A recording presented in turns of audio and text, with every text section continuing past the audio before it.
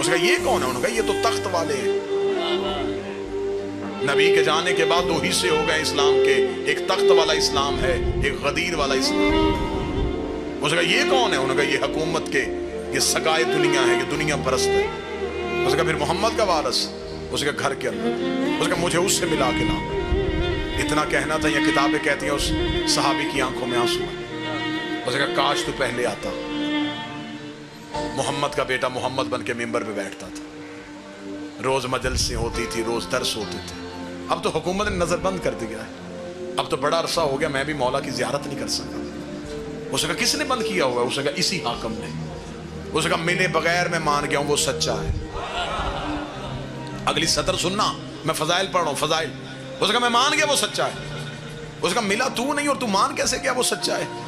اس کا میں مان گیا ہوں جب اسے پابند کیا ہوا ہے، کیونکہ سچ پہ پابندی ہوتی ہے، جھوٹ پہ نہیں ہوتی۔ اگر اسے پابند کیا ہوا ہے تو وہ سچا ہے۔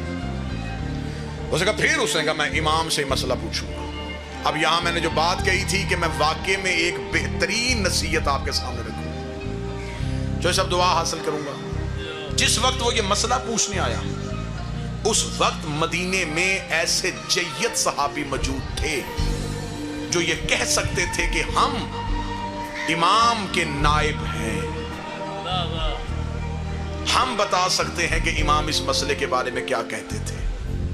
لیکن نہ امام کے شاگردوں نے کہا کہ ہم امام کے نائب ہیں، اور نہ انہوں نے ایک مسئلے پہ فتویٰ دیا کہ ہم فتویٰ دے سکتے ہیں۔ نہیں، انہیں پتا تھا کہ جب حجت موجود ہو پھر غیر معصوم فتویٰ نہیں دیتا۔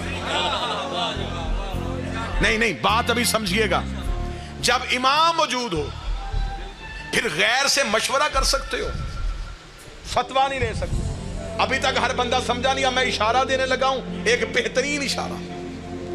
اگر کیونکہ پیاسے کو چشمے کی ضرورت ہوتی ہے، پیاسا کام ہے چشمے کے قریب جانا، چشمہ پیاسے کے پاس نہیں آتا۔